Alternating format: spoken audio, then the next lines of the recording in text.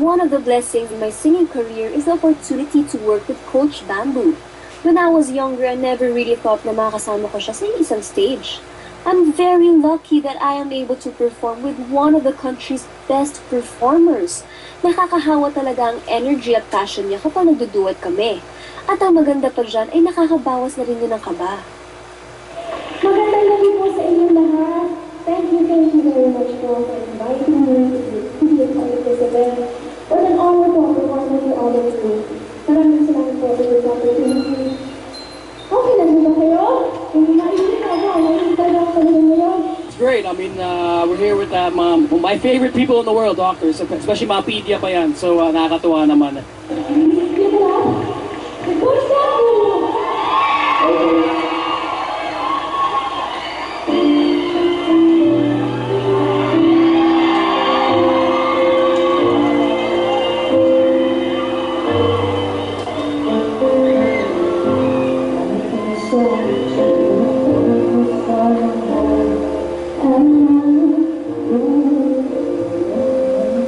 Every chance na makasama si Coach Bamboo on stage is talagang a privilege. Talagang napakaswerte ko. Ako noon napapanood ko lang siya sa TV, napapakinggan ko lang sa radyo, sa tape.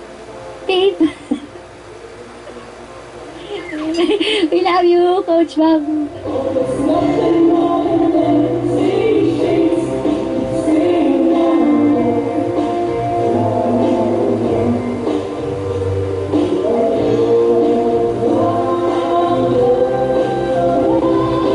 They complement each other, very powerful.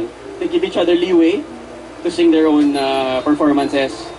Magaling silang pareho, pero very exciting to hear them sing.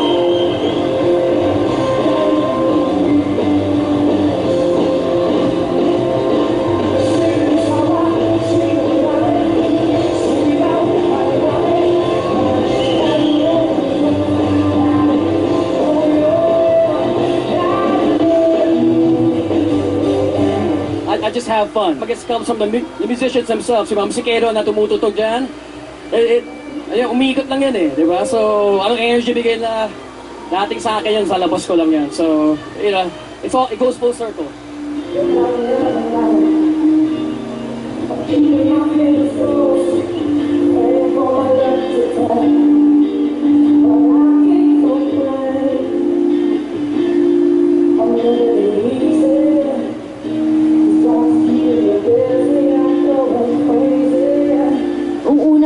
Napanood ko siya ng live sa MTV Pilipinas. Kumanta siya ng Noipi ata yun.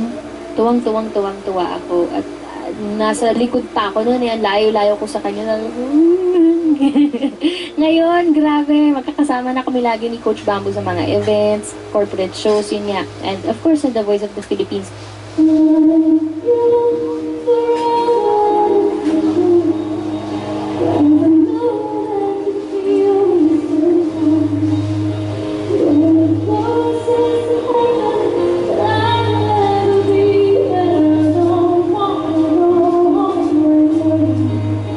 Talagang grateful ako sa kung ano man yung trabahong meron ako. And of course, to Coach Bamboo, kasi he allows me to work with him, diba? So thank you.